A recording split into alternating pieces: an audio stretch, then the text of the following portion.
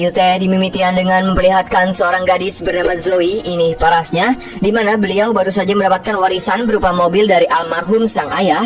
Diketahui si Zoe ini merupakan gadis berkebutuhan khusus, yaitu tunawicara atau tidak bisa berbicara. Jadi ia harus menggunakan bahasa isyarat untuk berkomunikasi. Singkat cerita, pada suatu hari ketika Zoe akan pergi untuk menemui kekasihnya di suatu daerah yang lumayan jauh dari rumah Zoe, sang ibu meragukan niat Zoe, apalagi melihat kondisi Zoe yang memiliki keterbatasan.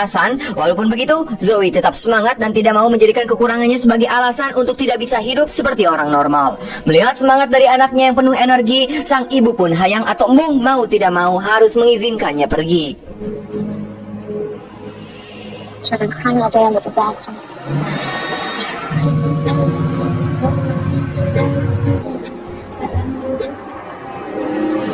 Singkat cerita, berangkatlah Zoe sendirian menggunakan mobil yang baru saja ia dapatkan. Ketika di tengah perjalanan, Zoe sempat mengabari kekasihnya yang bernama Dan. Ini banget nah, nampaknya si Dan ini merupakan pria yang tidak memandang wanita dari fisiknya. Terbukti bahwa mereka ini terlihat sangat mencintai satu sama lain. Sementara Zoe yang masih dalam perjalanan, tak lupa di setiap beberapa kilometer, Zoe selalu mengabadikan momen dan mengirimkannya pada Dan. Sedangkan Dan sendiri mulai membersihkan serta mempersiapkan rumahnya untuk menyambut kedatangan kekasih tercinta. Namun saat Zoe menyetir dan pandangannya fokus pada HP, terdapat seorang pria yang berada di tengah jalan dan hal itu hampir membuatnya menabrak orang itu. Dengan cepat Zoe langsung membanting setirnya dan berhasil menghindari pria tersebut.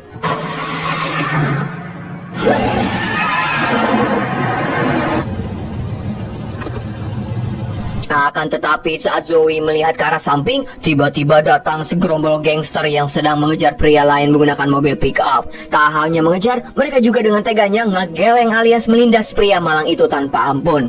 Zoe yang melihat kejadian tersebut, ia pun langsung memundurkan mobilnya dan memutuskan untuk menyelamatkan pria yang hampir saja ia tabrak. Walaupun pria itu sudah menolak dan menyuruh Zoe segera pergi, namun Zoe yang tak tega, ia pun tetap menolongnya dan memasukkan pria itu ke dalam mobilnya. Namun sangat disayangkan, Zoe tidak sempat melarikan diri karena gerombolan gangster itu sudah mengerumuninya. Tanpa banyak omon-omon, salah satu dari mereka langsung membunuh si pria yang berada di dalam mobil Zoe dengan cara menusukkan pisau secara membabi buta.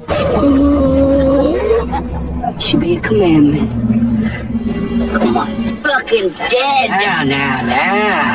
Zoe yang sangat ketakutan, ia pun mencoba kabur dengan berlari. Namun salah satu dari mereka bernama Trey berhasil menembak salah satu kaki Zoe. Kemudian gerombolan gangster itu membawa Zoe ke sebuah tempat seperti gudang dan jauh dari perkotaan. Kemudian mereka pun mulai mengikat Zoe menggunakan kawat duri. Dengan teganya mereka mulai memperkau Zoe secara bergantian atau gangbang.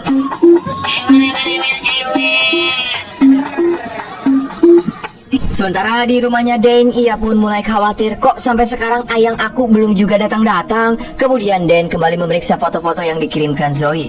Jika melihat foto yang Zoe kirimkan terakhir, seharusnya ia sudah sampai. Maka dari itu Dan langsung menghubungi polisi setempat untuk mencari keberadaan Zoe.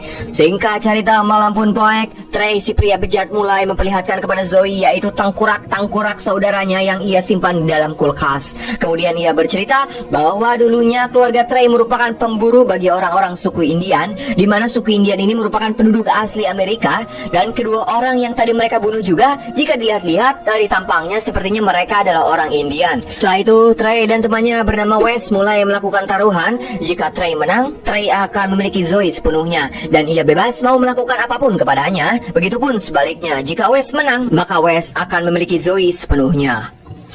Was she on show where she was heading? I win. I get to keep her. Sementara di ruangan tempat Zoe disekap, ia teringat kembali pada momen-momen indah bersama Dan di sebuah pantai. Dari ingatan itu seketika membuat Zoe emosi, hingga ia menarik tangannya agar bisa terlepas dari ikatannya. Akan tetapi tangan Zoe harus mengalami robek yang cukup parah karena ia memaksa melepaskan tangannya dari ikatan kawat berduri.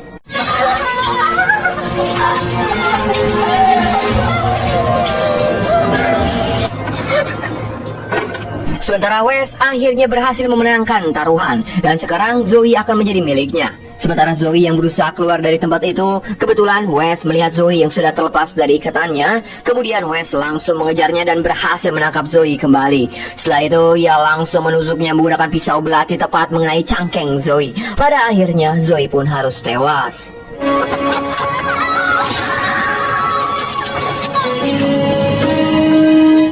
Pada keesokannya, Dan yang tak kunjung mendapatkan informasi tentang keberadaan sang pacar dari pihak kepolisian, ia pun memutuskan untuk mencarinya langsung. Sementara di sisi lain, seorang pria bernama Gray yang merupakan orang Indian, saat itu ia sedang berburu bersama anjingnya, akan tetapi ia malah menemukan jasad Zoe yang sudah terkubur di tanah dengan kondisi mengenaskan. Lantas Gray langsung mengeluarkan Zoe dari tanah dan membawanya ke tempat tinggalnya.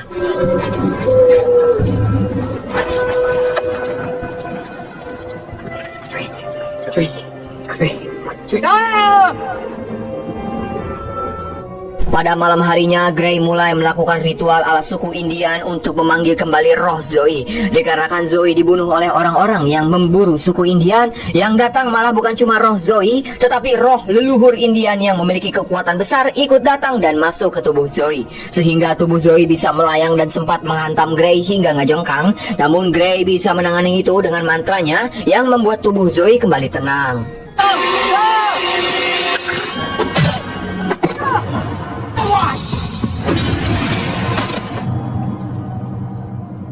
Singkat cerita, ketika sudah tersadar, Zoe langsung pergi dari tempat Gray tanpa berpamitan sedikit pun. Setelah berjalan ke sana kemari, akhirnya ia menemukan telepon umum dan langsung menghubungi pacarnya yaitu Dan. Setelah berhasil menghubungi Dan, namun yang kita tahu Zoe kan tidak bisa berbicara, jadi Dan kesulitan mengetahui di mana keberadaan Zoe sekarang. Maka dari itu Dan menyuruh kepada Zoe untuk tetap berada di sana dan jangan kemana-mana. Kemudian Dan menutup teleponnya karena ia harus segera menelpon operator untuk mengetahui letak telepon umum yang digunakan oleh Zoe. Tak berselang lama datanglah seorang serif di kota tersebut. Terlihat betapa senangnya Zoe dengan harapan bisa meminta bantuan kepadanya. Namun ternyata serif itu adalah si Jed, yaitu kakak dari Trey yang merupakan salah satu pelaku pemburuan suku Indian. Seketika roh Indian di tubuh Zoe kembali muncul. Kemudian ia masuk ke dalam bar. Tanpa banyak omong-omong, Zoe langsung membunuh Jed dengan menusuknya menggunakan botol minuman. Tak cukup dengan menusuknya saja, Zoe juga menarik usus Jed hingga keluar dari perutnya. Dua orang yang berada di bar itu juga ikut tewas karena berusaha melawan.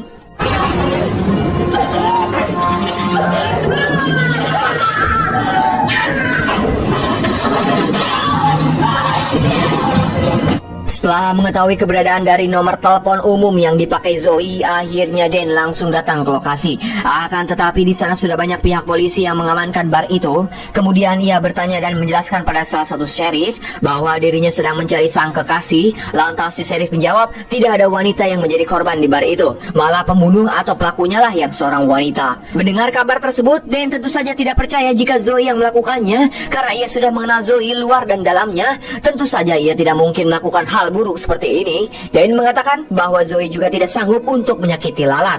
Tak berselang lama, Trey dan teman-temannya datang ke lokasi. Melihat sang kakak sudah tewas mengenaskan, ia pun sangat marah dan akan mencari pelakunya. Kemudian Dane mulai bertanya kepada mereka, apakah salah satu dari kalian melihat keberadaan wanita ini, dan juga meminta bantuan dan akan membayar mereka untuk mencari keberadaan Zoe. Namun Wes menolak keras untuk membantu Dane. Padahal yang kita tahu, mereka lah pelaku penculikan sekaligus pembunuh terhadap Zoe.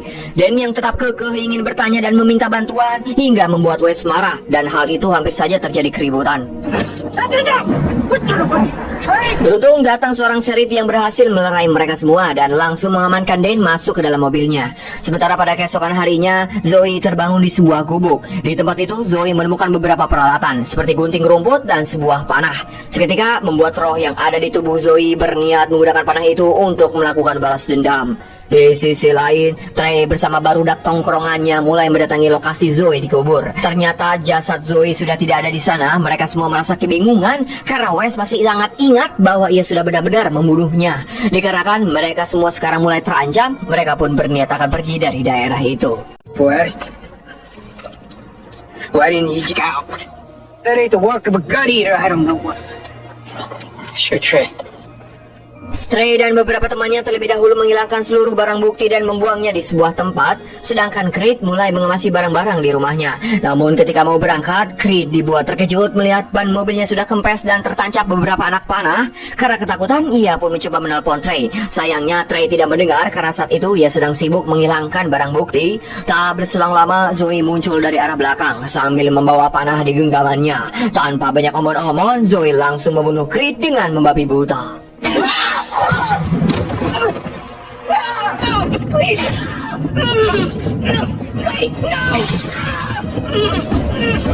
Dan yang sangat terpukul atas kejadian yang menimpa Zoe, dirinya hanya bisa merenung dan mewek di kamar motelnya.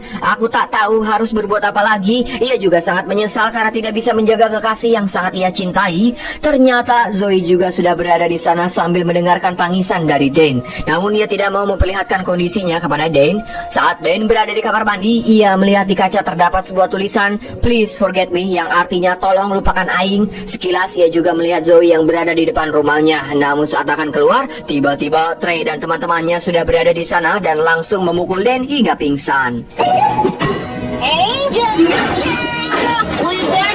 Kemudian mereka pun membawa pergi Dan dari motelnya. Ketika salah satu teman Trey yang bernama Cody dan berniat masuk ke mobil, tiba-tiba ia terkena anak panah dari belakang, tepat mengenai lehernya. Melihat kehadiran Zoe di sana, Trey pun langsung tancap gas sambil membawa Dan. Zoe yang tidak menyerah begitu saja, ia pun berlari mengejar mobil mereka dan berhasil naik ke bak mobil, sehingga dirinya harus melawan teman Trey yang berambut gondrong bernama Wes, dan adegan perebutan di bak mobil pun tak terhindarkan.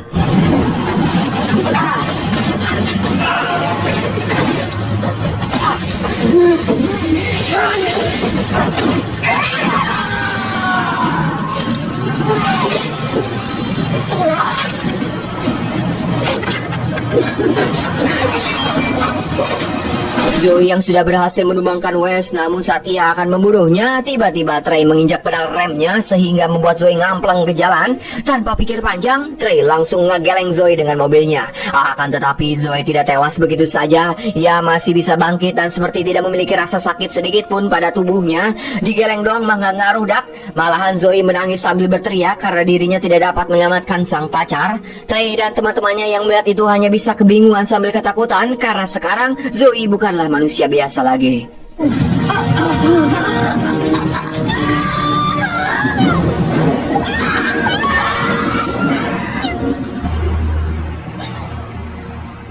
Bahkan saking takutnya, Trey harus menyewa tentara bayaran dengan persenjataan lengkap hanya untuk membunuh Zoe. Sementara Zoe sendiri, terlihat ia sudah berada di halaman tempat tinggal Gray. Kemudian ia menyambungkan tangannya sendiri yang hampir putus menggunakan ujung anak panah sebagai pengganti tulang yang potong. Setelah itu ia swasiban tangannya. Tak hanya tangannya, pada bagian perut Zoe yang sudah robek pun ia masukkan pasir dan beberapa sampah. Mungkin supaya perutnya itu padat. Tak lama muncul roh leluhur suku Indian yang memberikan senjata pisau belati, kapak dan kalung keramat pada Zoe. Sepertinya kekuatan Zoe akan bertambah setelah mendapatkan beberapa barang tersebut.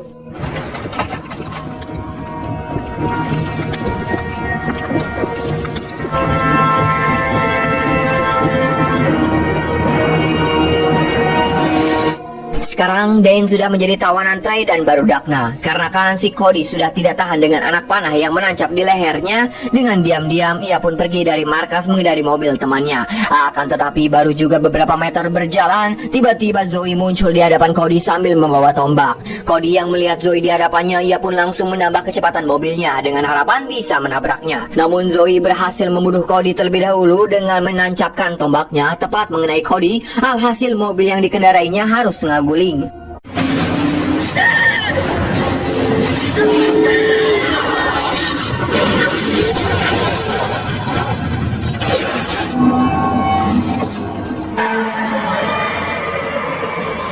sekarang Zoe akan berhadapan dengan Trey dan beberapa teman tentara bayarannya. Dengan bantuan dari roh leluhur suku Indian, Zoe berhasil membunuh satu persatu dari mereka dengan membabi buta. Bahkan Zoe sempat mengambil jantung Wes, kemudian memakannya di hadapan Trey.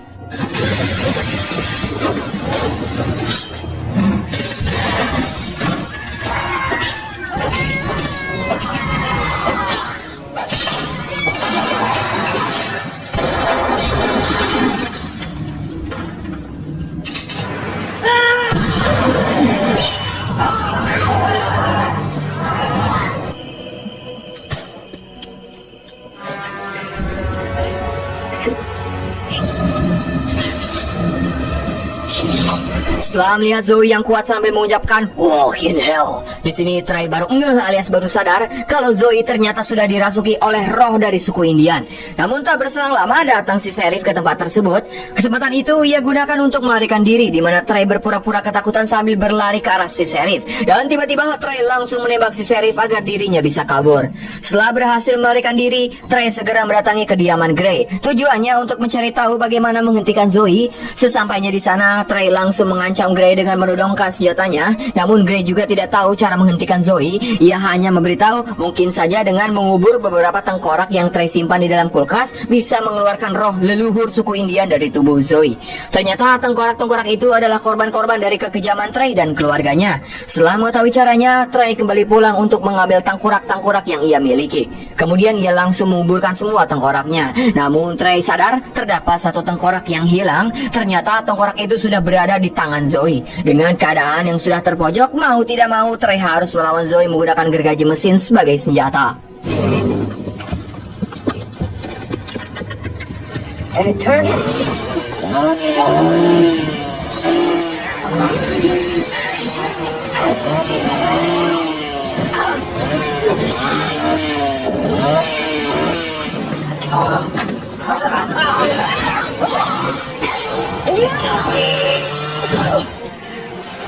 Pada akhirnya Zoe berhasil memotong salah satu lengan Trey dan menusuk beberapa bagian tubuhnya, sehingga membuat Trey harus tumbang. Walaupun dengan satu tangan yang tersisa, Trey sempat menusukkan gergaji mesin itu ke perut Zoe. Bagi Zoe itu bukanlah apa-apa. Zoe pun langsung menghantam leher Trey menggunakan kampaknya, hingga pada akhirnya Trey pun harus tewas.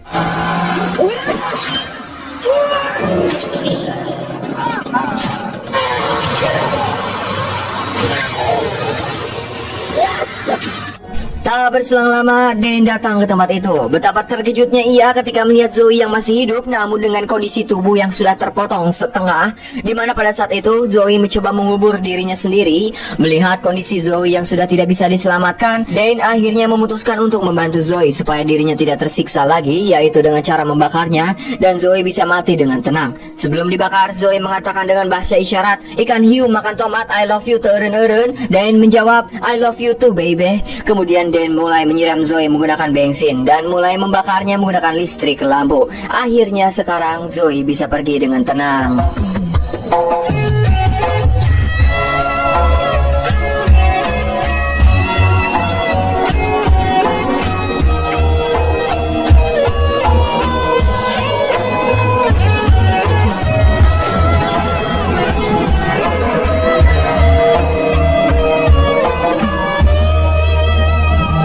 Dan film pun rebes.